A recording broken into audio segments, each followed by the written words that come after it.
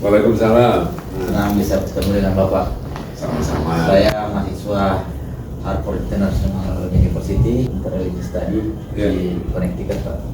Program master. Program master ya? Program master. Ya, saya sudah setahun dan saya rencana pemikiran terkait dengan masa depan migran Muslim di Amerika. Saya mau melihat ini ya Pak, trajektorinya 50 tahun yang sebelumnya dan 50 tahun yang akan datang.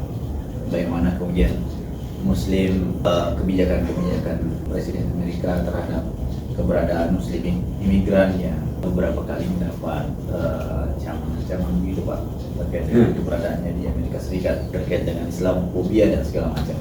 Nah, saya juga ingin mengajak teman-teman yang punya mimpi ke Amerika untuk kuliah di ini Pak, kuliah di Amerika. Ada testimoni buat teman-teman generasi muda membangun wawasan, membangun sumber daya manusia untuk Indonesia ke depan, Indonesia 2030 dan 2045. Baik, ini pertanyaannya menarik sekali. Jadi Amerika itu adalah negara yang terbuka untuk siapa saja dapat hadir di sini. Namun demikian juga sebagai tamu tentunya kita harus menghormati tuan rumah. Dalam hal ini tentu adalah ketentuan-ketentuan imigrasi. Ya memang untuk saat ini secara umum sebetulnya kebijakan pemerintah Amerika itu tidak banyak berubah. Hanya eksekusinya yang berubah. Jadi kalau dibandingkan pada periode sebelumnya yang dideportasi itu lebih banyak. Tetapi memang yang sekarang ini lebih blunt, lebih terus terang kebijakannya. Intinya adalah ikuti ketentuan. Ya, jadi ajukan visa sesuai dengan kegunaannya, karena di Amerika ini jenis visanya kan banyak sekali. Ada visa untuk student, ada visa untuk magang, ada visa untuk bisnis, ada visa untuk wisata, ada visa khusus untuk orang-orang berbakat yang katakanlah telah menghasilkan hak paten gitu ya, penemuan-penemuan, ada visa untuk pemuka agama dan lain-lain. Jadi satu himbauan saya, ikuti ketentuan. Yang kedua juga kalau kita kan punya pepatah di mana bumi dipijak di situ langit dijunjung, sama.